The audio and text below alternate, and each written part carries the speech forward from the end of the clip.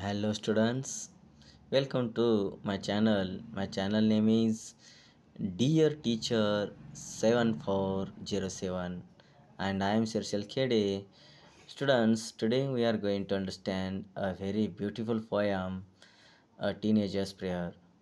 Here in this poem, a girl who belongs to teenage means a age 13 to 19. In Marathi we say Kishore Vay. And in this poem, a teenager girl who is praying to Lord to show her the right way of the life which leads to great success.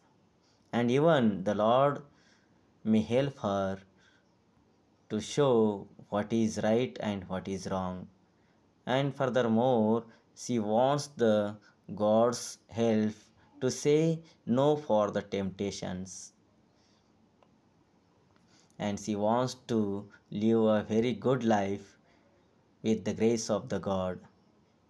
So today we will see this beautiful poem. In the first stanza, each day brings new beginnings, decisions I must make. I am the only one to choose the road that I will take. या पहिल्या कडव्यामध्ये येथे ती जी की किशोरवयीन मुलगी आहे ते म्हणते की प्रत्येक दिवस हे नवीन सुरुवात आहे किंवा प्रत्येक दिवस ही नवीन सुरुवात घेऊन येत असते आणि या प्रत्येक दिवशी तिला अनेक डिसिजन्स घ्यावे लागतात. I am the only one to choose that the road that I will take. आणि केवळ फक्त तिलाच ती जबाबदारी घ्यावी लागते किंवा तिलाच ते निवडावं लागतं की जे योग्य मार्ग आहे, जीवनातील योग्य मार्ग कोणता हे तिलाच निवडावं लागतं, तिलाच ते ठरवावं लागतं आणि ही केवळ तिची जबाबदारी आहे. Here in the first stanza, the teenager is telling us that each day brings new beginnings. And here each and every day that brings the new beginnings, and in these new days she has to take the decisions, and it is her duty, it is her responsibility to take the right decisions in her life. Second stanza, I can choose to take the road of life that leads to great success or travel down the darkened road. पहा या दुसऱ्या कडव्यामध्ये ही किशोरवयीन मुलगी का म्हणते, ती म्हणते की मी जीवनातील योग्य मार्ग निवडू शकते की जे मला यशाकडे घेऊन जाईल, किंवा मी जीवनामध्ये असा अंधारमय रस्ताही निवडू शकते की जे मला निराशाकडे घेऊन जाईल. Means here the teenager is telling us that she can choose the right way of the life which leads to great success to her, or she will choose the darkened road which leads to great distress. Here the distress means nirasha. Darkened road means andharmay road. Andharmay asa rasta. And now it is she must decide either to choose the right way of the life or to choose the darkened road. In the third stanza, please open up my eyes, dear Lord, that I might clearly see. Help me stand for what is right. Bring out the best in me. पहा या तिसऱ्या कडव्यामध्ये ही जी काही किशोरवयीन मुलगी आहे ती काय म्हणते, देवा तू माझे डोळे उघड की जेणेकरून मला स्पष्टपणे पाहता येईल. Help me stand for what is right, की काय योग्य आहे जीवनामध्ये ते दर्शवण्यासाठी तू मला मदत कर. Bring out the best in me, माझ्यामध्ये जे काही चांगलं आहे ते बाहेर येऊ दे, असं ती म्हणते. पहा means here in the third stanza the teenager is requesting to the lord to please open her eyes to see clearly what is right and what is wrong. And furthermore she is telling us that bring out the best, which for things are good in her, She wants to bring out those good qualities.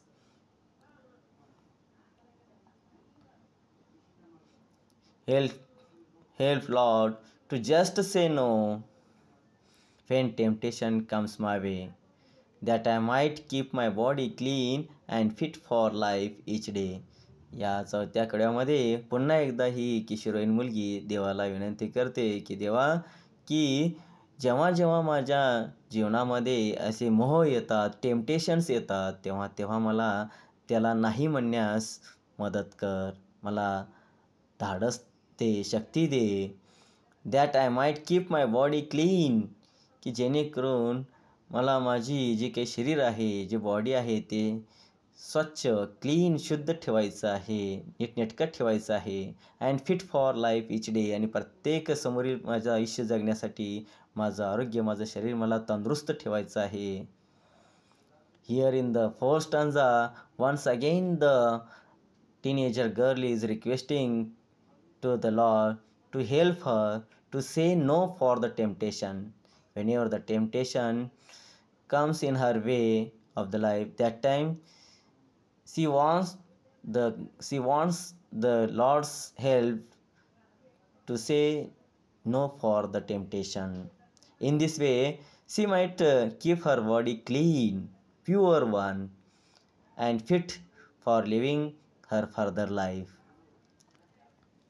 In the last stanza, when my teenage years are over, I know that I will see that life is lived its very best with you walking next to me. शेवटच्या कड्यामध्ये पुन्हा ही जी किशोरवयीन मुलगी आहे ती म्हणते की जेव्हा माझं हे टीन एज इयर्स आहेत, हे किशोरवयीन जे वर्ष आहेत हे संपतील, तेव्हा मला माहीत आहे की मी पाहू शकते की मी जे काही जीवन जगले ते फार उत्तम असं होतं, कारण तू माझ्यासोबत होतास.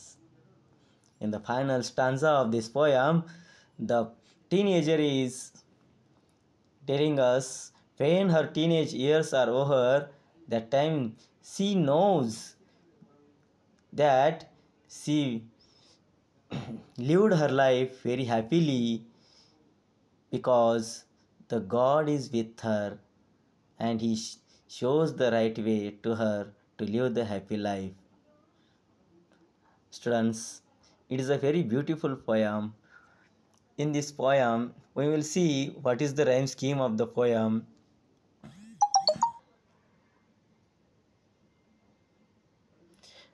आता आपण विद्यार्थी मित्रांनो या कवितेमध्ये कवीनं कोणतं राईम स्कीम वापरलेलं आहे किंवा राईम स्कीम काय आहे या कवितेचं हे पाहणार आहोत. नेहमी पेपरमध्ये आपल्याला राईम स्कीम ॲप्रिशिएशनमध्ये विचारलं जातं 1 मार्कासाठी, आणि हे फार सोपं आहे विद्यार्थी मित्रांनो.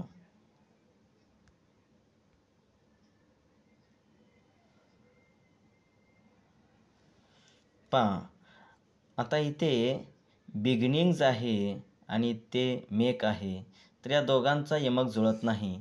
मग या बिगिनिंग्सला आपण यस म्हटलं, ए म्हटलं, आणि या मेकला आपण बी म्हटलं. आता ह्या चूजचा मेकशी यमक जुळत नाही आणि बिगिनिंग्सही यमक जुळत नाही.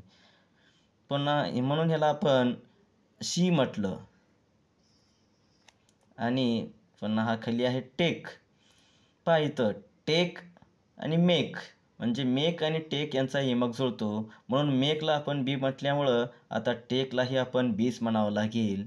म्हणजेच ABCB हा या कवितेचा राईम स्कीम असलेला दिसून येतो.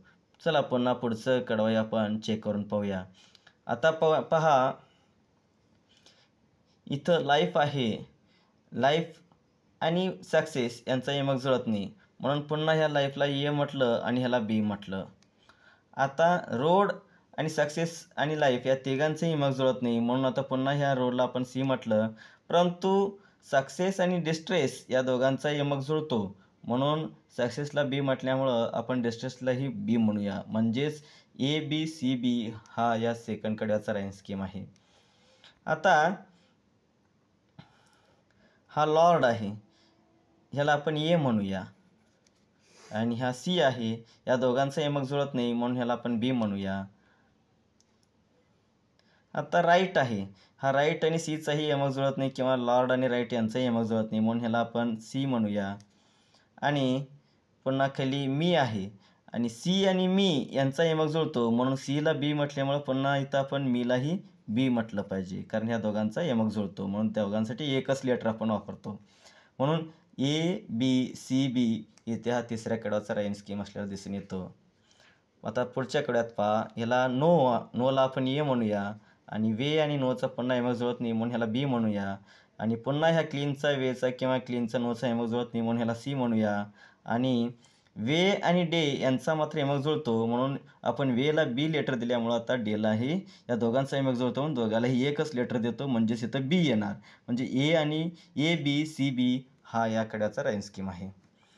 पुन्हा लास्टच्या कडव्यामध्ये पाहूया, ओहरला ए म्हटलं, सीला बी म्हटलं, कारण या दोघांचा यमक जुळत नाही. पुन्हा पहा, बेस्ट आणि सीचाही यमक जुळत नाही किंवा ओहर आणि बेस्टचाही यमक जुळत नाही म्हणून ह्याला आपण सी म्हटलं.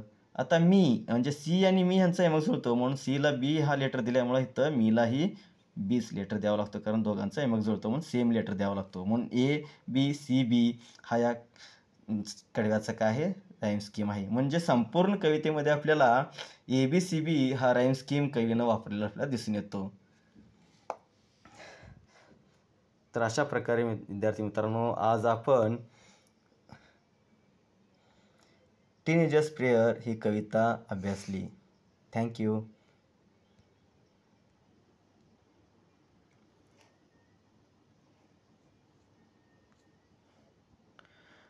स्टुडंट्स,